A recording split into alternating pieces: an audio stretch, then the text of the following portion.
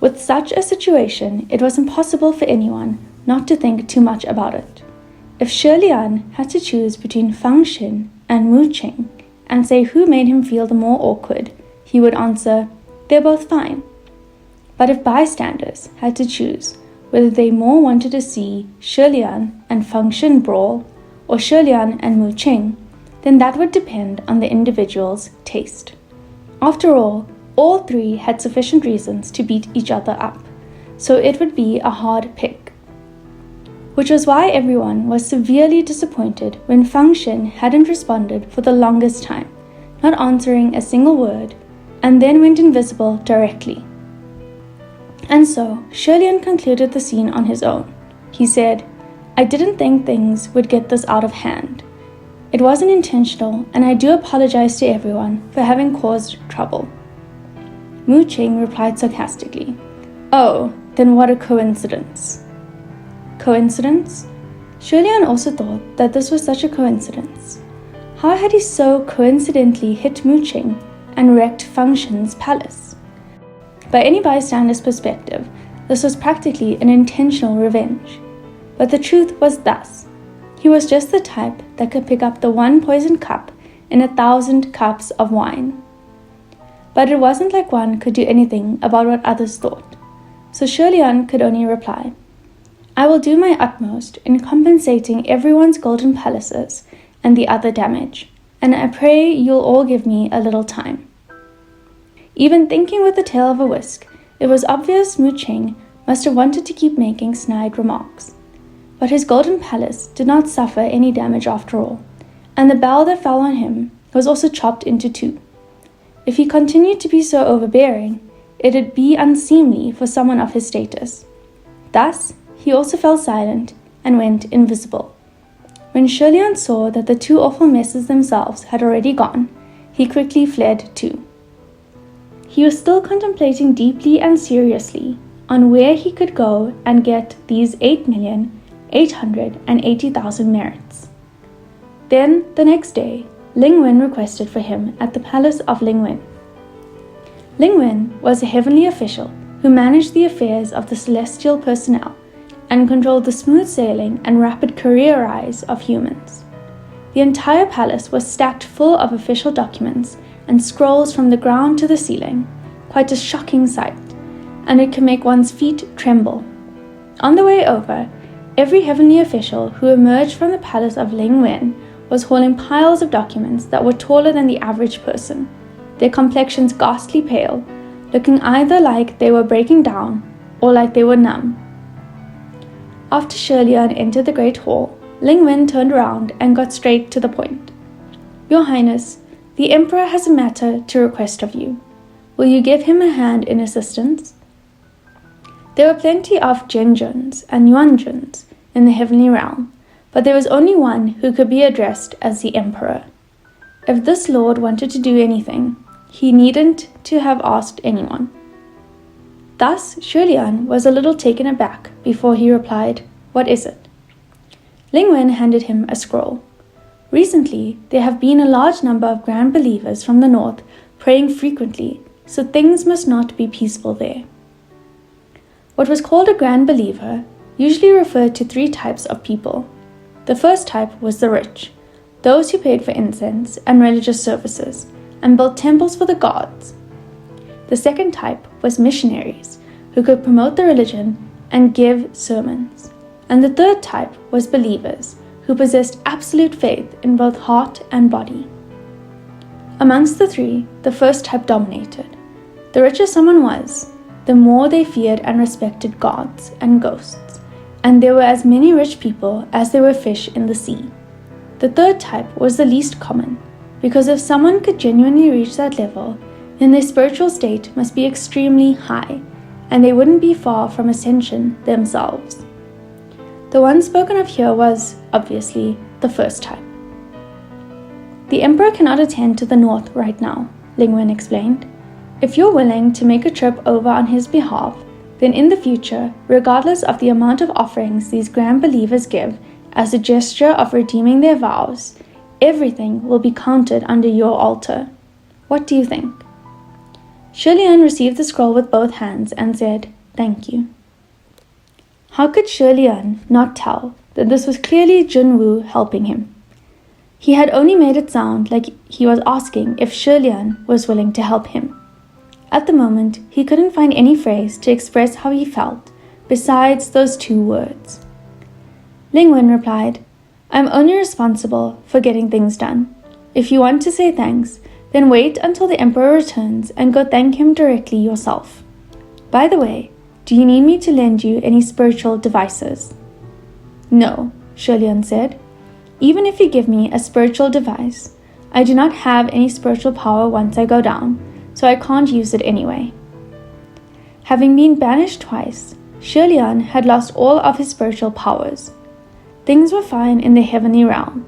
The heavenly realm was a place where all the divine palaces stood, and spiritual chi was abundant, endless and right at his fingertips for his own use. However, once back in the mortal realm, he was stunted. If he wanted to have a spiritual battle with anyone, he would have to borrow said power from someone to make do. Quite the inconvenience. Lingwen pondered for a moment. "Then it's best if we call a few martial officers over to give you a hand." The martial gods that were currently in office either didn't know him or loathed him. Shilian knew that, at least. "Forget about that too. No one will come." Lingwen had her own considerations, however, and said, "I'll give it a try."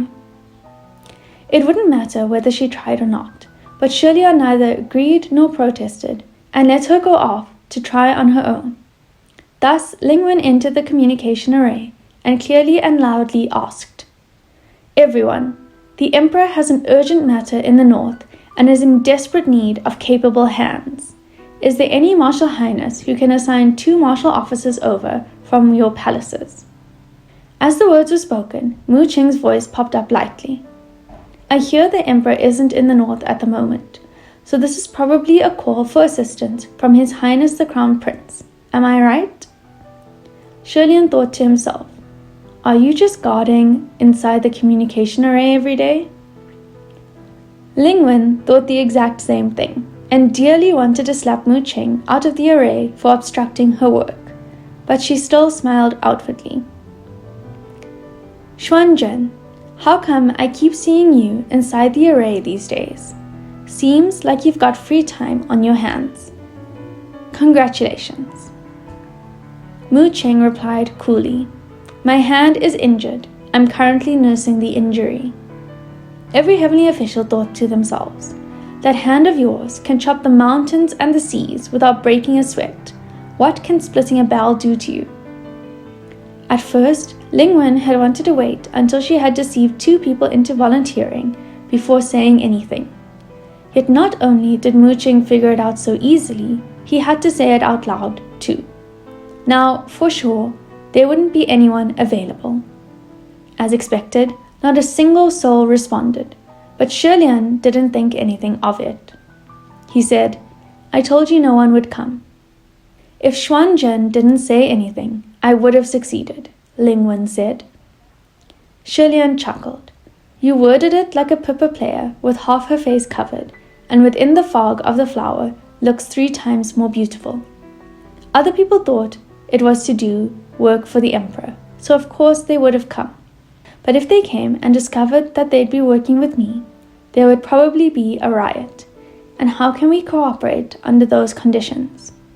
Either way, I'm used to being alone.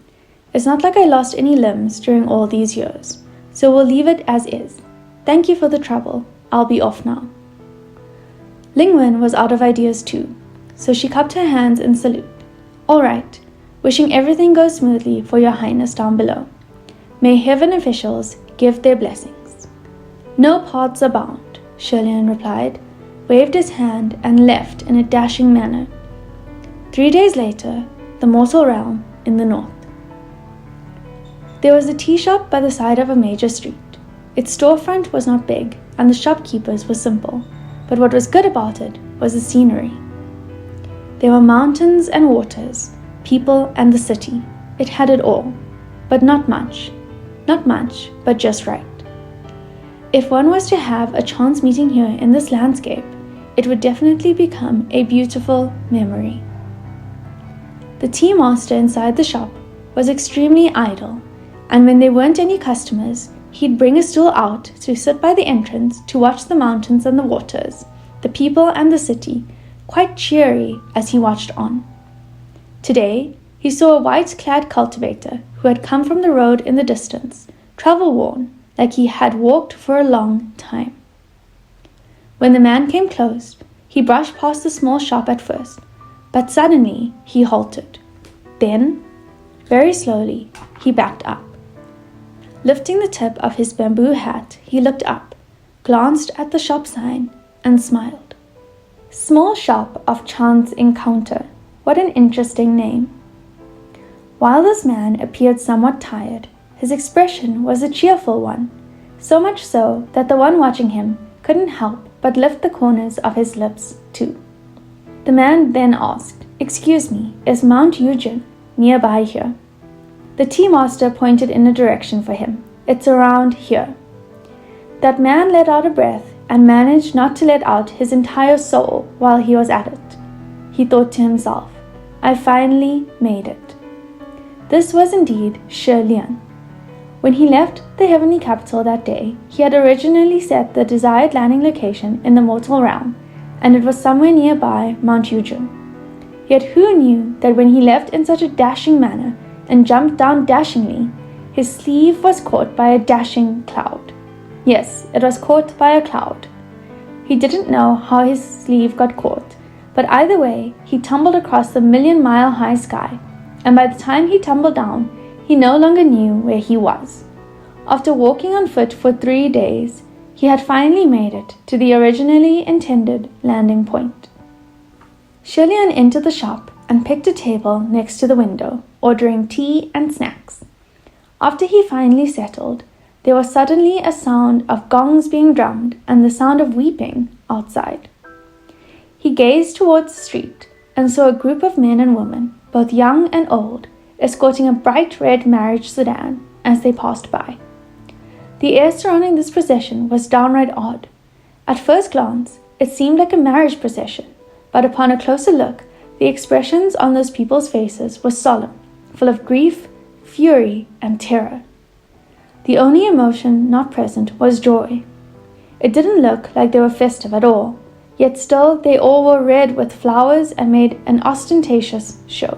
Such a scene was truly exceedingly peculiar. That tea master raised the copper teapot in his hand high and tipped it to pour tea. He also saw the scene play out, but he only shook his head before moving on. Shi Lian watched as that bizarre procession disappeared into the distance and was deep in thought for a moment. Just as he was about to take out the scroll that Ling Wen had given him to read it over once more, he suddenly sensed something dazzling flit by. When he looked up, a silver butterfly flew past his eyes. That silver butterfly was glittering and translucent, and as it fluttered through the air, it left behind a sparkling bright trail in its wake. Shi Lian reached out towards it in spite of himself. The silver butterfly was incredibly intelligent. Not only was it unalarmed, it even stopped on the tip of his finger. Its wings shimmered, beautiful and serene, and beneath the sunlight it felt like the illusion of a dream that would shatter with just the touch of a finger. A moment later, it flew away. Shi Lian waved at it as a farewell, and when he turned his head back around, there were 2 more people sitting at his table. There were 4 sides to this table. These 2 each took a side, one left, one right. They were both young men of 18 or 19 years of age. The one on the left side was taller, his brows deep and handsome, and his eyes carried a sort of unbridled wildness. The one on the right was extremely fair, elegant and poised. The only thing was, his expression was a bit overly distant and cold, making him look as if he was extremely displeased. Actually, neither of them looked pleasant. Shi Lian blinked. "You 2 are?" The one on the left replied, "Nan Fang." The one on the right said, "Fu Yao." "I wasn't asking for your names," Shi Lian thought. Just then, Ling Wen suddenly transmitted a voice message. Your Highness, there are 2 junior martial officials from the middle court who have volunteered to come and assist you. They've already descended to go find you and should be there by now. This middle court was naturally the opposite of the upper court. The heavenly officials of the heavenly realm could be crassly divided into 2 groups, those who had ascended and those who did not. The upper court consisted of the heavenly officials who had ascended on their own abilities, and there were only about 100 of them in the entire heavenly realm, extremely eminent. As for those in the middle court, they were brought up as appointed generals. Strictly speaking, they should be addressed as peer heavenly officials, but when everyone addressed each other, they'd often take out this peer in the name. Then, if there was an upper court and a middle court, was there then a lower court? No. Actually, there really was one when Shilian first ascended. At the time, the division was still upper court and lower court. However, later, everyone discovered a problem. When one was giving a self-introduction, it really sounded bad to say, "I am from the lower court." With the word lower, it felt as though one was lower compared to the others. It must be known that there were definitely geniuses and outstanding figures with impressive spiritual power amongst them. What they were missing was only that one heavenly calamity before they could become real heavenly officials. Who knew when that day would arrive? Thus, it was proposed that one word be changed, and it sounded so much better to say, "I am from the middle court," even though they both meant the same thing. In any case, after it was changed, Shilian couldn't get used to it for the longest time. Shilian stared at these 2 junior martial officials, each with an expression more upset than the other, looking fully unlike they had come voluntarily. He couldn't help but ask, "Lingwen, they don't look like they're here to help me work, more like they're here for my good-for-nothing head." Unfortunately, what he said couldn't be transmitted, and he couldn't hear Lingwen's voice by his ears anymore either. He figured it was because he'd been away from the heavenly capital for too long, and his spiritual powers had been depleted. Without any choice, Shilian first flashed a smile at these 2 junior martial officials, and then said, "Nanfang and Fu Yao, let me first thank you both for volunteering to come help." The 2 only nodded, giving quite the attitude, so it seemed they must have come from the retainment of distinguished martial gods. Shilian got the tea sommelier to bring 2 more cups, then he raised his own teacup and scraped the tea leaves aside. He then asked casually, "From which highness did you guys come?" "The palace of Nanyang," Nanfang replied. "The palace of Xuanzhen," Fu Yao answered. Well, this was certainly horrifying. Shilian gulped down his mouthful of tea and replied, "Did your generals tell you guys to come?" The 2 answered in unison, "My general didn't know I was coming." Shilian pondered for a moment and then asked again, "Then do you guys know who I am?" If these 2 junior martial officials had come after they were deceived by Lingwen and helped him, then when they went back, they would get scolded by their own generals. It would not be worth it. "You're the Royal Highness, the Crown Prince," Nanfang said. "You're the Justice of the mortal realm, the center of the world," Fu Yao said. Shilian choked for a moment, then asked Nanfang, uncertain, "Did he just roll his eyes?" "Yes," Nanfang replied. "Make him scram."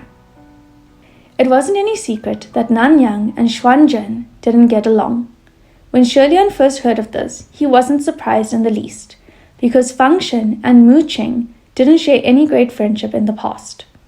The only thing was that, back then, they were subordinates, so when the Crown Prince said, "Don't fight, you have to be good friends," then everyone held back and didn't flip out.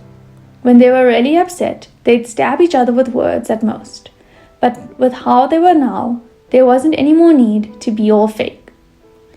Even the 2 heavenly officials, common believers in the southeast and the southwest, looked at each other with contempt. Throughout the years, the palace of Nanyang and the palace of Xuanzhen had always seen each other as enemies. The 2 before him were a classic example. Fu Yao sneered.